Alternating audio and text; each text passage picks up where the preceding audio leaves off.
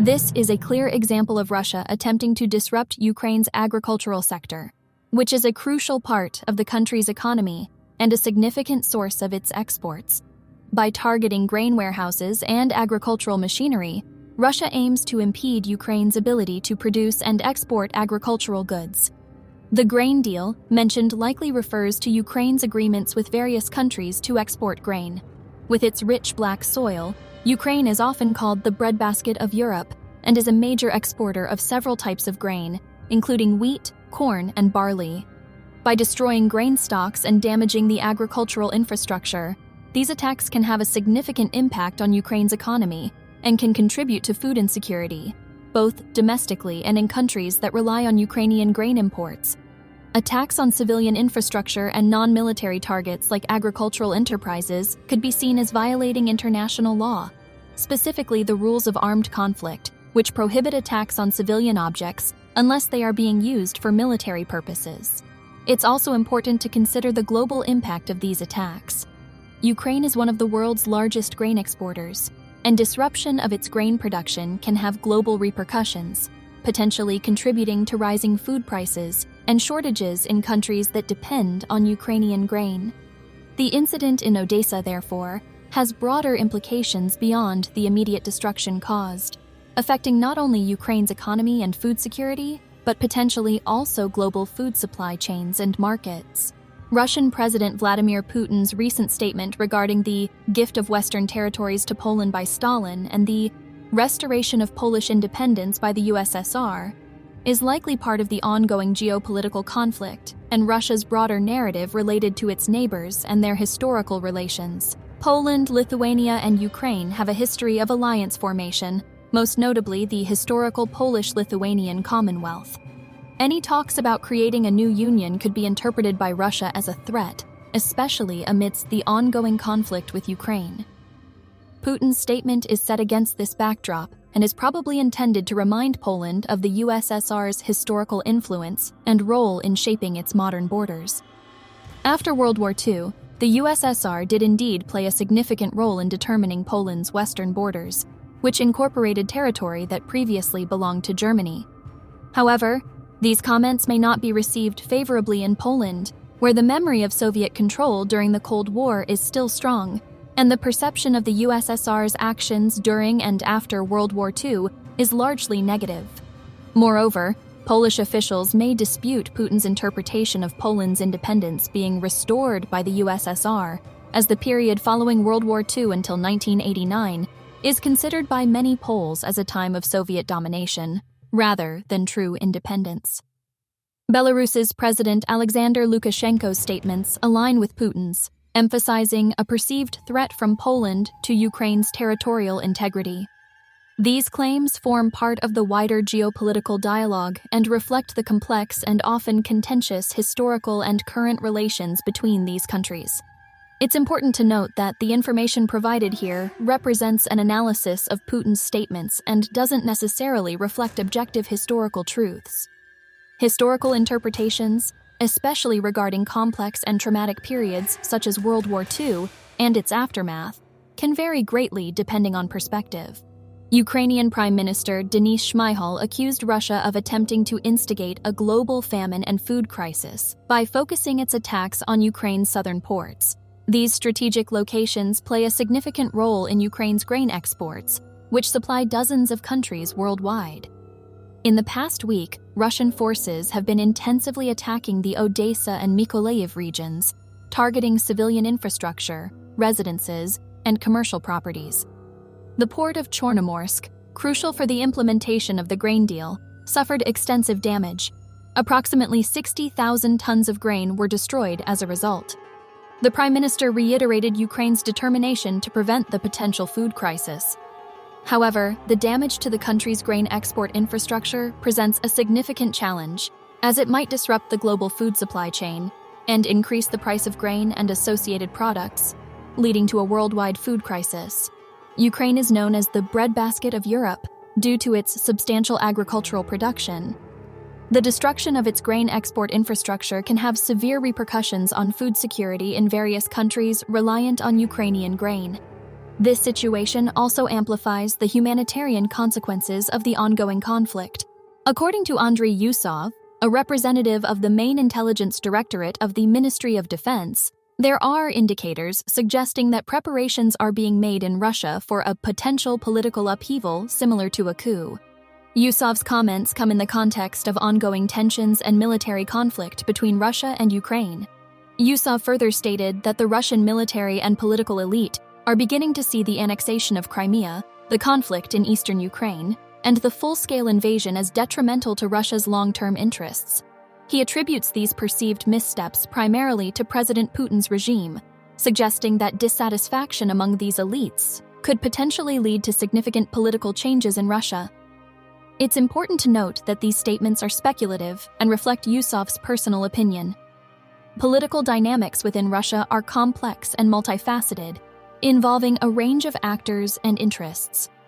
Any significant shift in power or policy would likely depend on a variety of factors, including, but not limited to, internal political dynamics, public sentiment, and international pressures or sanctions.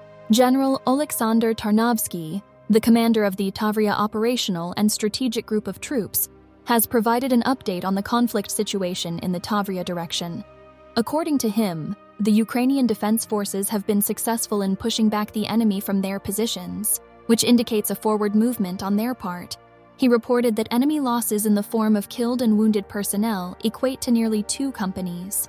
Furthermore, 24 units of enemy military equipment have been destroyed. The defense forces have also managed to destroy 3 enemy ammunition depots. However, this is an evolving situation, and circumstances can change rapidly in the context of a military conflict. Continual updates from reliable sources are necessary for understanding the complete picture.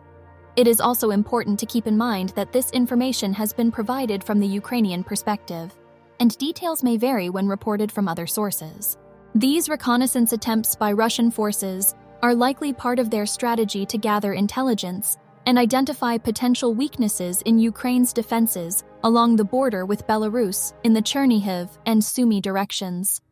Reconnaissance missions are typically conducted by small, specialized military units and can involve a variety of activities, including observing enemy movements, collecting geographic information, and testing the enemy's defenses. The Ukrainian forces appear to be well prepared for these kinds of tactics, with measures such as increased surveillance and non-explosive engineering barriers.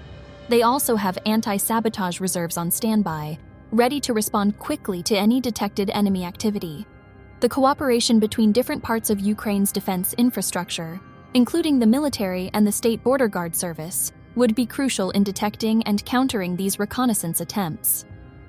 The statement of the Joint Forces Commander, Serhiy Nayev, reiterates Ukraine's determination to defend its territory and prevent any successful enemy incursions. By bolstering their border defenses and maintaining a high level of vigilance, Ukrainian forces aim to deter further aggression and maintain the integrity of their borders. Andriy Demchenko's comments underline the importance of detecting these reconnaissance groups early, preventing them from moving deeper into Ukrainian territory and obtaining potentially valuable intelligence. The vigilance and quick response of the defense forces and the State Border Guard Service play a key role in this endeavor. This alleged Russian propaganda campaign, as reported by the Kyiv Post, seems to involve spreading false information, claiming that Ukrainian forces will attempt to take control of the Zaporizhzhia nuclear power plant, ZNPP, Europe's largest nuclear power plant. This claim appears to be part of a broader pattern of disinformation meant to blame Ukraine for any potential incidents at the ZNPP. The context of this disinformation campaign includes Russia's current occupation of Zaporizhzhia and its refusal to allow the International Atomic Energy Agency, IAEA, access to the nuclear power plant. The IAEA, as the world's central intergovernmental forum for scientific and technical cooperation in the nuclear field, would have the ability to objectively assess the situation at the ZNPP. By denying the IAEA access, Russia potentially makes it harder for the international community to establish the facts on the ground. Moreover, the Ukrainian Ministry of Defense's main intelligence directorate has warned of the possibility of Russia staging a provocation at the ZNPP using heavy weapons. Such an incident could potentially have catastrophic consequences, both in terms of human casualties and environmental impact. The involvement of Kremlin-affiliated media outlets in spreading these allegations, along with the purported statements by a Russian official in Zaporizhia, underscores the coordination and potential intent behind this disinformation campaign. Given the gravity of the situation, this calls for a robust international response, including renewed demands for Russia to allow IAEA inspectors access to the ZNPP and for the cessation of any actions that could jeopardize the safety and integrity of the plant. This situation also underscores the broader importance of critical media literacy and the ability to discern reliable sources of information, particularly in times of conflict. Disinformation campaigns can greatly exacerbate tensions and potentially lead to dangerous escalations, making it vital for citizens, policymakers, and the international community at large to stay informed through credible, independent sources. The ongoing conflict in the Bakhmut and Lyman-Kupiansk fronts in Ukraine is intensifying, as reflected in the reports indicating increased offensive actions by the Ukrainian defense forces. In the Bakhmut area, Ukrainian forces appear to be undertaking a carefully measured, strategic offensive, despite acknowledging their disadvantages in terms of military resources compared to the Russian forces. Tactics highlighted include maneuvering, cover operations, and various tactical innovations aimed at minimizing casualties. The Ukrainian forces continue to reclaim territory in this area, indicating a steady, albeit slow, progress. Their commitment to retaking the initiative and applying constant pressure on the Russian forces appears to be paying off, with the report detailing a significant number of casualties on the Russian side. On the Lyman-Kupiansk front, the situation seems more challenging, as Russia appears to be escalating its efforts to seize the initiative, as indicated by the record number of attacks reported in a single day. The Ukrainian forces will likely need to respond to this surge in aggression, though specifics about their planned countermeasures are not included in this report.